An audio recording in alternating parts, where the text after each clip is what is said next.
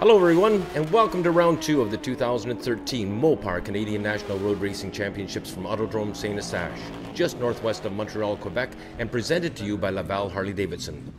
This is Frank Wood, your series announcer, reporting from the Autodrome. In this episode, we will cover National Round 3 race action in the Honda CBR250R Spec Series on Saturday, July the 6th. This national championship event is presented by Honda Canada and by Mopar. Starting from second position, winner of the opening 2 rounds down at Shannonville Motorsport Park. He wears the number 46 because his hero in motorcycle racing also wears the number 46. We speak, of course, of Valentino Rossi. In this case, number 46 out of Peterborough, Ontario, the fast little guy, Thomas Kazaz. And starting from pole position, choosing the outside starting position in this case, in from Japan, hailing from Saint-Lazare, Quebec. It's where he's staying for his visit here to Canada. He is very much impressed us. He's taken fast qualifier and broken the lap record by a bunch here at Saint-Eustache. We welcome Hikari Okubo. Okubo now has taken his starting position. The Bauer boys also lining up at the back. Jordan Bauer on the number 211 machine and number 40 Dylan Bauer right alongside. Matt Chandler on the outside. CSBK official Andre Lalancette making sure the riders are good to go. Fred Benjamin now holds them with the red flag. The field is now under starters' orders. Chris Chappelle is in charge of the starting lights. The lights are on right now. They will be beginning to blink off, and when the lights go off, so do the clutches go out and the throttle's on. The revs begin to build. We see a little bit of creeping there by Dutrzak on the starting line. Kazaz gets a beautiful start. Thomas Kazaz launches like the space shuttle. He definitely has a good lead there, and it looks like Okubo has moved into second spot. Hikari Okubo, who set the lap record and was fast qualifier, moves directly in behind Thomas Kazaz in second spot as we saw them go through turns 1 and 2 from our vantage point here in the tower. Now, there is a portion of this race course. You fans will see this race on TV a little bit later on csbk.ca, but right now the riders are making their way through the bowl and coming onto the back straightaway, and this is where they tuck down. Now, if I'm not mistaken, I believe Hikari Okubo has moved into first spot, and I think that's Thomas Kazaz. We'll pick them up as they come into the stock car oval past the grandstands and peel off into here. Dutrzak running in second spot, and Hikari Okubo has moved into first spot. Where's Kazaz?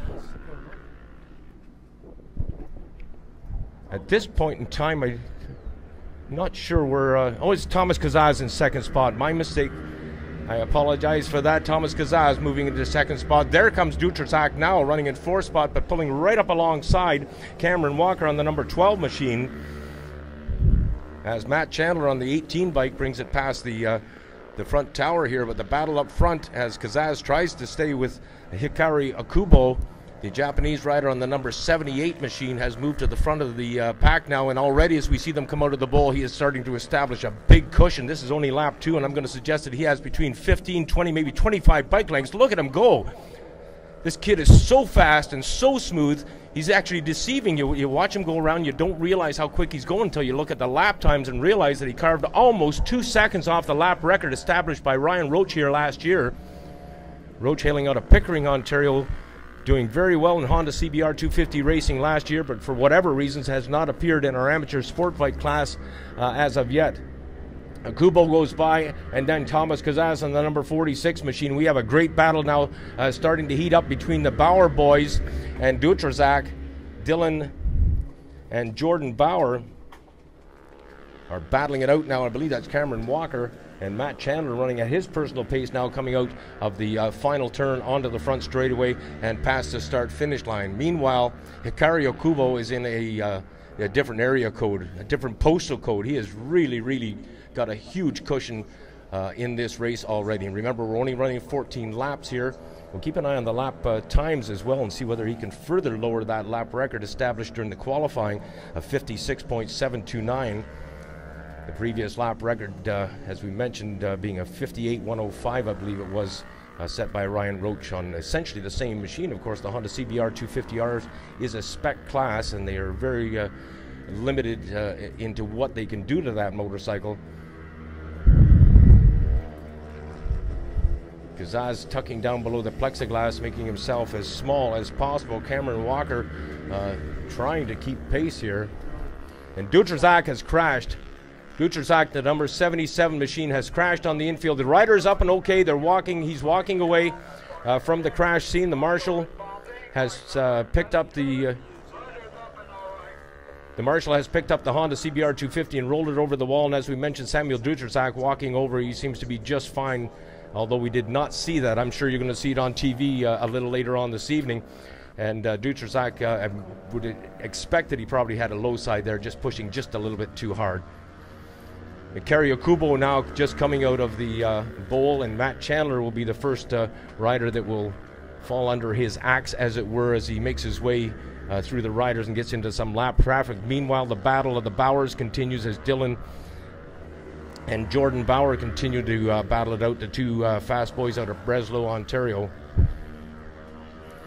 Thomas Kazaz on the number 46 machine. Thomas has been the fastest boy around Canadian CBR 250 racing for a while, but he is getting his pride handed to him on a plate on this day, as this Hikari Hakubo has come from Japan and is putting on an absolute clinic here.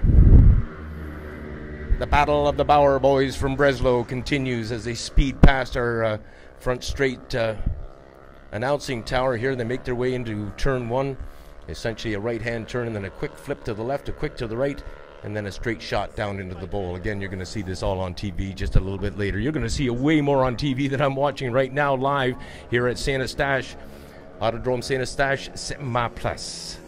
Welcome to La Belle Province. Here now, out of the bowl once more, down the front straightaway in front of the grandstands, Hikari Okubo. And he is an absolute study in concentration as he makes himself as small as possible in behind that plexiglass, and of course making himself as small as possible, as well as Thomas Kazaz. But you know what's happening here. I think we're starting to see a little activity between the Bauer boys here, and a bit of a spread there. A couple of bike lengths spread now between Jordan and Dylan Bauer.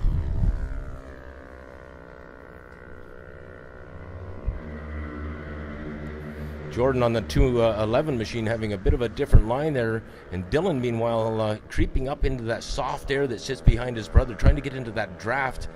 Maybe he's got a game plan here. You know, you only have to be in front of him at the start-finish line. That may be exactly what Dylan has in mind as he trails his brother Jordan on the 211 machine. From the announcing tower, we look to our left and catch the rider coming out of the bowl. That's the race leader, number 78, Hikari Okubo. On a motorcycle on loan. We're halfway through this contest now. Okubo was a proud recipient, incidentally, of a Honda pop-up tent. The tents that you see within our paddock area. Honda Canada was so impressed with him coming over here. We made sure that he had lots of shade on such a sunny, hot weekend here in Quebec. As Matt Chandler on the number 18 machine. Chandler is riding very, very well. You know, he's riding at his own pace, admittedly, and he's certainly not the fastest rider out there, but he's doing a wonderful job. He's keep maintaining his line very well. His braking points are good. His racing lines are very good. And Matt will no doubt, his skills will increase with each and every appearance on the Honda CBR250R Challenge circuit here within the Mopar Canadian Superbike Championships. And once more from the announcing tower, we glance at Hikari Okubo as he brings it through the infield and out onto the stock car bowl and down the front straightaway.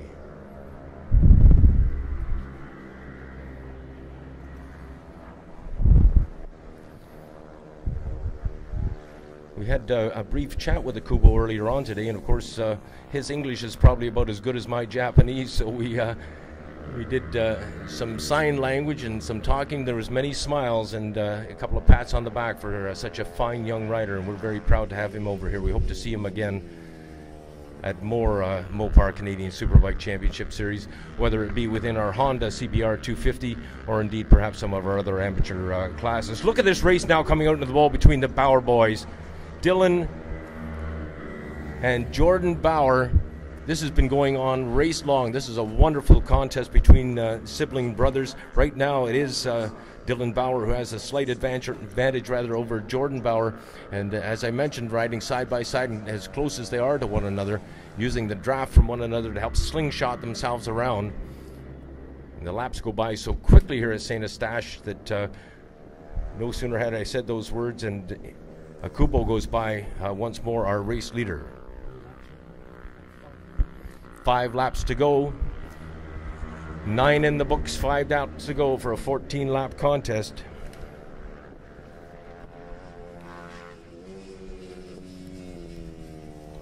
This racetrack, by the way, is officially rated at 1.93 kilometers long, and it consists of 10 individual turns. From our vantage point in the tower, we note Samuel Dutrasak's motorcycle being rolled back into the paddock. Of course, these riders have another national championship race tomorrow as Dylan and Jordan Bauer go by, and this time they picked up Matt Chandler. You see what I was talking about Matt Chandler last time around? This time he is tagged in behind the Bauer boys and he's gone to school, but he's run off track. Matt Chandler has gone off track. Here again, looking at the positive side of things, Chandler could well have put that motorcycle on its side and crashed it, but he alertly realized that he'd gotten in a little bit too fast, stood it up straight and rode it off. He kept it upright and he's still in the race. Well done. Cameron Walker now having a bit of a lonely ride as he comes through the infield S's in front of the main grandstands here, makes his way out into the stock car bowl. As soon as he starts to see that front straightaway, his head ducks down. The chin of that helmet will be resting right on the gas tank. The throttle, of course, wide open and shifting up through the transmission. Just absolutely making himself as small as possible. Once more onto the front straightaway, the battle between the number 40 machine and the number 211 machine. The battle of the Bauer boys from Breslau continues on. This time, as we mentioned, Dylan has been able to get the lead over Jordan and held that lead now for 2 laps after trailing him for quite some time. And it did look like Jordan Bauer had a bit of a had established a bit of a lead, maybe 1.5 bike lengths, which is considerable in Honda CBR250 racing. But Dylan Bauer was able to hunt him down and use that soft air to his advantage and draft his brother and get into a passing position and put that motorcycle right out front. That's where he is right now in that individual duel. Meanwhile, of course, right in front of the main duel, this 14-lap race, is the Japanese rider Ikura Akubo. Thomas Kazaz running in second spot. Cameron Walker, then Dylan Bauer, Jordan Bauer, and Matt Chandler. For those watching that didn't by chance see an earlier mishap, the number 77 machine, Samuel Dutrasak out of Ottawa, Ontario, had a low side crash on the infield of the stock car oval. The rider is up and okay, and he will very likely ride in round 4 tomorrow, but his round 3 appearance is done for the day. Oh, a big moment there for Kazaz as he came in on Chandler and hadn't picked the right line. He had to get on the brakes.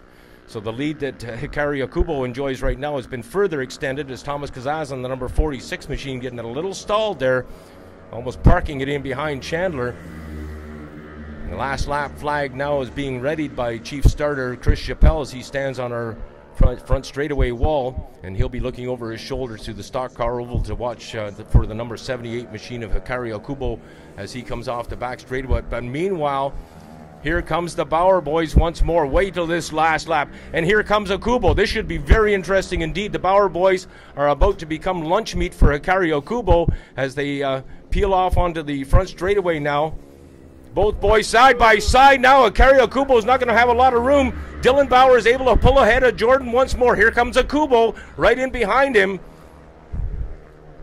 And this could be really tight going into turns 1 and 2. He's not able to get by. There he got just by Jordan and has slowed him down. Watch for Dylan Bauer to have a considerable lead over his brother next lap around because Akubo got in there between the 2 Bauer boys, and I think he has caused those boys to split up after such a close contest all race. Oh yes, has he ever. Akubo getting past both Bauer boys, but look at the spread between those boys now. There's about 12 to 15 bike lengths, and I think it is Dylan Bauer on the number 40 machine.